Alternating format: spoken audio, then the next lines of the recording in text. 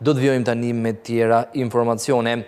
Organizata e Kombeve të Bashkuara, një raport publikuar ditën e djeshme, paralajmëron për kërcënimet që mund të vinë nga sulmet kibernetike dhe njëkohësisht organizata bën thirrje për një bashkëpunim ndërkombëtar sidomos të vendeve më të mëdha.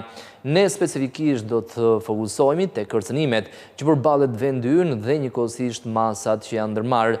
Në një linjë të drejtë për drejtë në Skype kemi zotin Tomi Kallanxhi, ekspert IT. Tomi, mirëmëngjes, mirë se erdhe.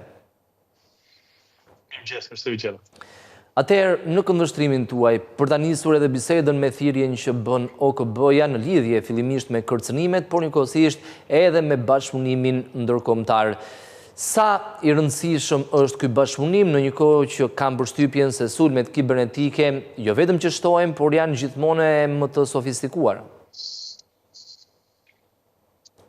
Sidomos në një fazë ku inteligjenca artificiale është në rritje të vazhdueshme nga viti në vit, dhe sidomos edhe siguria kibernetike pritet të shkojë në një tjetër nivel për te inteligjenca artificiale dhe quantum computing, sepse edhe bashkë me këto teknologji të reja pritet që edhe impakti i këtyre teknologjive të jetë akoma më madh. Nëse më përpara fundi i sigurisë ishte afër, që çfarë do të thënë me teknologjitë e reja, me quantum computing e të meradh që janë në furrë le temi, janë aty që cënonin edhe më shumë këto siguritë kombëtare, por që në një botë ku çdo pjesë e jona është digjitale, sidomos edhe në të ardhmen tani, edhe emocionet tona do jenë digjitale, do jenë në inteligjencën artificiale, ku ajo komenton dhe ruan në të ardhmen do jetë edhe akoma më e vështirë dhe akoma më e rëndësishme për të mbrojtur dhënat. Pastaj për çështjen e bashkëpunimit ndërkombëtar, patjetër që duhet një NATO kibernetike për këtë që duhet ta themi, sepse edhe në rastin e Shqipërisë, kur ishte sulmi në Aqsh ose sulmi kibernetik që ndodhi nga hakerat iranian, ishte një ekip ndërkombëtar i sigurisë kibernetike të NATO-s që erdhi në Tiranë edhe zgjidhi situatën. Ndërkohë, ne si jemi me sigurinë kibernetike, pra jemi të përgatitur si duhet ndaj këtyre sulmeve, sepse edhe SPAK-u në raportin publikuar në zorin pase për gjatë 2024 kishte shumë sulme, një pjesë e mirë e tyre ishin realisht serioze, por sulme kam shtypjen jo shumë të rëndësishme ka thuajse çdo ditë. Tani, ne jemi në një fazë tani që do t'i bëjmë asa pyetje vetes, do jemi sovran digital të dhënave tona, apo do vendosim siç kemi bërë deri tani që kemi rekrutuar Microsoftin dhe i ostojmë gjitha dhënat e shqiptarëve dhe gjitha dhënat e shtetit shqiptar pranë Microsoftit. Kështu që kjo është ajo çështja. Momentalisht Shqipëria nuk është një vend sovran digital, sepse nuk i menaxhon vetë të dhënat e veta, i hoston nëpër kompani, nëpër palë të treta, siç është Microsoft, Azure, edhe domethënë nëpër cloudat, në serverat e ta them me fjalë të thjeshta, domethënë nëpër serverat e internetit ku hoston Microsoft. Kështu që kjo është ajo pyetja, do jemi sovran digital, për shembull, një nga shtetet si punë e Suedisë po kërkon që të ketë sovranitetin e saj digital. Dhe që çdo të dhënë të mbahet në brenda territorit dhe është mos e legjitime. Pastaj për vende më të vogla si Shqipëria, ku kapitali human dhe kapitali financiar është më i vogël, patjetër që ndoshta është edhe më e thjeshtë që ja lëm dorë qesat Microsoftit të gjithë dhënave tona. Por bën rreziqe kjo e fundit, Tomi, që si një shtet i vogël e kemi lënë në dorë Microsoftit jo vetëm sigurinë, por gjithashtu edhe dhënat tona. Në vetvete ka rrezik sepse dihet Microsofti kush është. Nëse do duhet ta baraskashojmë, nëse do ishim ne të zotët për të bërë diçka tonë dhe për të ruajtur dhe t'ia lëmë Microsoftit, kjo është zgjidhja më e shkurtër. Pastaj që në të ardhmen pritet që këto gjëra sa të vinë edhe të avancojnë, patjetër që edhe shteti shqiptar duhet të ketë një ekip në thonjza ushtarak të cyber security-t, që duhet jetë ai që menaxhon dhonat, ka serverat, ka data centerat e tjerë me radhë. Kështu që ndoshta për cost efektiv është më mirë momentalisht kjo zgjidhje. Por në një farë mënyrë në thonjza cënon edhe sovranitetin ton digital si shtet. Ndërkohë, në raportin e OKB-s thuhet që sulmet përgjithsisht kanë qenë, origjina ka qenë nga Azia, kanë qenë përqendruara fillimisht në Azi, por tashmë po përhapen në gjithë botën, sidomos në Europë, në Afrikën e Jugut dhe në shumë vende të tjera. Ka një arsye që shumica e sulmeve vijnë pikërisht nga Azia, mbase ka të bëjë me zhvillimin teknologjik, njohuritë që ata kanë, apo mbase edhe me interesat shteteve? Në shumicën e rasteve sulmet kibernetike, kur sulmohet një government, patjetër që është interesi një shteti tjetër për sulmuar një shtet. Por duhet flasim edhe që kur themi Azia, themi është 1/2 e planetit, kështu që me numër popullsie. Dhe mos them më shumë se 1/2 e planetit. Vetëm Kina dhe India janë diku tek 3 miliardë banor, kështu që pjesa tjetër shkojnë diku te 4.5 miliardë banor. Domethënë më shumë se 50% e popullsisë jeton në Azi. Patjetër që edhe universitetet, për shembull në rastin e Kinës, për shembull, studentët e teknologjisë të informacionit kanë edhe numra më të mëdhenj. Normalisht, apo të jap një shembull që një nga kompanitë më të famshme makinave, që nuk po ja them emrin, që momentalisht është duke pushtuar tregun e makinave elektrike, vetëm ekipi i kërkim zhvillimit i kësaj kompanie ishte 110.000 veta. Sa një qytet shqiptar. 110.000 shkencëtar, 110.000 shkencëtar që punojnë për ty dhe bëjnë shpikje inovacione të merat. Dhe ky grup i kësaj kompanisë të makinave prodhonte 38 patenta shpikje, domethënë, në ditë. Kështu që të kuptojmë se për çfarë niveli teknologjik dhe zhvillimi teknologjik po flasim, ku Shqipëria këto gjëra janë utopi në kontekstin e teknologjisë.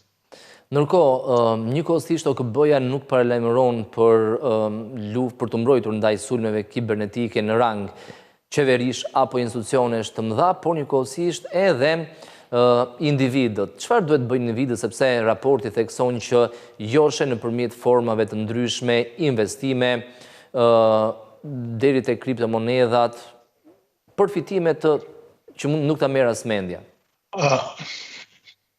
Shiko, është shumë e rëndësishme që identiteti digital, ne kur themi që mashtrohen edhe duke i marrë faqet e biznesit, faqet e mediave sociale, bizneseve të meradhe, më pas duke mashtruar njerëz. Dhe kjo është një kosto shumë e madhe, sepse kur e mendojnë që bizneset kanë harxuar mijëra euro për të ngritur ato mediume në për këto media sociale, patjetër edhe kjo është një humbje e madhe.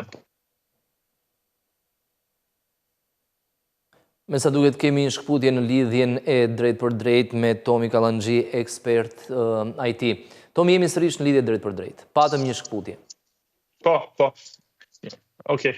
Po thoja që në rastin kur është sulmi i personit ose i identitetit të mediave sociale, në momentin që dikush ka besim të ty, ka mik në media sociale, dhe befas, në momentin që ti e hakeruar, ai merr një mesazh nga ty dhe thotë të lutem më plotëso pak të linkun ose në rastin kur ndodhi një biznesmen nga Kosova që ju shkruajt me një numër tjetër e i tha që unë jam ky personi dhe të lutem jepi një miku tim një X sasi parash se do vi ti tërheqi. Kështu që edhe në të ardhmen duhet jemi shumë të kujdesshëm ndaj identiteteve tona digjitale, duhet bëjmë gjithmonë fact check, duhet jemi vigjilent kush na shkruan, pse na ka shkruar, në momentin që dikush na kërkon për të votuar në një link, mirë është mos ta bëjmë, sidomos nëse është një URL që nuk është .al, sepse domenet .al kanë çka kanë, por që janë të regjistruar në një autoritet që monitorohet në një fartike.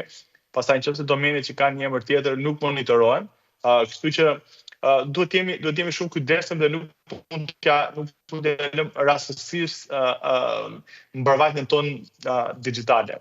Dhe ka pasur shumë raste që këto biznese kanë humbur mediat e tyre sociale të hedhura me mijëra euro dhe në një ditë i është tukur çdo gjë. Dhe asgjë nuk ka falas.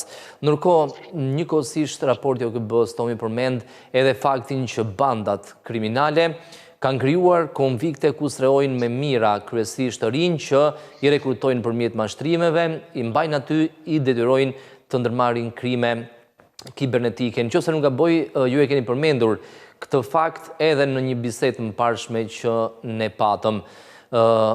Në nivelet tilla është sofistikuar pikërisht krimi kibernetik? Në vende si pune Neymar, që është midis Azisë, midis Indonezisë dhe Kambodgjës, që po vinë edhe shumë njerëz nga ai lloj vendi në Shqipëri, janë krijuar kampe të ndryshme. Një gazetar italian kishte shkuar për të investiguar, për të parë në për këto kampet e këtyre individëve.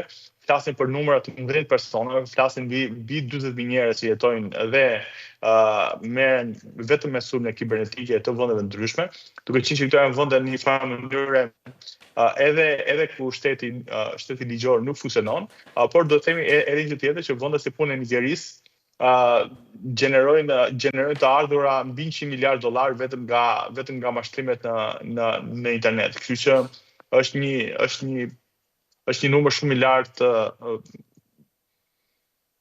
i sulmeve. Ndërkohë, Tomi, në këndvështrimin tuaj, cila është forma më e përhapur dhe që njerëzit duhet kenë kujdes për të mos rënë këtyre mashtrimeve? Sulmi më i përhapur është sulmi phishing, në gjuhën shqipe peshkimi, në një farë mënyrë shumica e përdoruzve që kanë rënë pre, edhe ti duhet ta kesh vënë re që befas ti e kupton që është hakeruar një faqe, kur befas miku jot ose një mikja shikon që poston kripto, kur ai s'e ka idem fare ose s'ka pasur idem. Dhe çfarë bëjnë? I nisin emaile, çfarë bëjnë? Hakerojnë një profil të një miku tënd dhe i shkruajnë personave, miqve të tu, sikur po i shkruan ti, që sidomos edhe sot me inteligjencë artificiale, nëse më përpara ishte edhe ishte më kollajt për të kuptuar, sepse shqipja nuk ishte e mirë, kishte gabime, etj. Dhe kuptohesh këto gjëra. Sot me inteligjencë artificiale mund të jetë edhe më e mirë ai shkrimi ose bindja se sa 60% ose 70% e shqiptarëve. Por që duhet jemi të kujdesshëm, edhe një herë unë thash, nuk duhet të klikojmë linke sidomos kur na vin befas për të bërë votime, ose sepse edhe shumica e njerëzve çfarë bëjnë, atë kodin 6 shifror, ja nisin prapë këtyre personave dhe çfarë ndodh, ose e ngarkojnë një formë të ky linku që më pas ata hakerohen. Por që atë kodin me 6 shifra nuk duhet ta ndalim asnjëri përveç vetes tuaj. Dhe për të mbyllur bisedën, sa të përgatitura ose sa seriozisht e marrin kompanitë shqiptare sigurinë kibernetike për të mos rënë pre sulmeve? Kompanitë shqiptare nuk e marrin seriozisht, sepse ndonjëherë edhe nuk e kuptojnë, nuk i bëjnë gjërat në një farë mënyre, siç thoshte edhe kryeministri KÇK, domethënë hajde ta bëjmë si ta bëjmë, të marrim një software pirat. Pse duhet të harxojmë kaq para për të licencuar një antivirus? Pse duhet të harxojmë para për të paguar Photoshopin për shembull me licencë? Kështu që për shembull unë jam një nga ata njerëz që në kompjuterin tim asnjë nuk është pa licencë. Dhe çdo lloj programi kompjuterik është i paguar, sepse në një farë mënyrë dikush që na ka dhënë diçka falas, patjetër që merr diçka në mënyrë të pavetëdijshme ne do t'i japim diçka në këmbim personit ose keqborësit në këtë rast, qoftë dhënat tona, qoftë privatësinë tonë, qoftë sigurinë tonë, ose në momentin që pastaj situata bëhet më dramatik, më e rëndë, këta mund të ngarkojnë dhe antivirusa dhe të enkriptojnë gjitha dhënat e kompanisë tonë, gjë që pastaj e bën gjën, nëse ne menduam se do kërcenim 500 euro ose 1000 euro për këto software, kosta e pastaj për ta rikthyer mund të jetë nga gjobat e këtyre keqbënësve me ransomware mund të jetë edhe 30.000, 50.000, varet nga madhësia e kompanisë, nga të dhënat që ata kanë enkriptuar. Kështu që në një farë mënyrë duhet jemi të kujdesshëm me software që bëjmë, që shkarkojmë, asnjëherë mos marrim gjëra falas, sepse gjë falas e ka një gjë të keqe brenda, Dhe duhet jemi të kujdesshëm nga njerëzit që na vinë, duhet të bëjmë gjithmonë fact check në një farë mënyrë, edhe në njerëzit duhet jemi si ju gazetarët, që të bëni gjithmonë fact check përpara se merrni një informacion dhe nuk mund të besojmë verbërisht në atë çka na nisin ose atë çka na kërkojnë. Asnjëherë nuk kushton një verifikim shtesë, është gjithmonë në kuadër sigurisë. Tomi, faleminderit për këtë lidhje drejt për drejt në studion e televizionit. Faleminderit ju.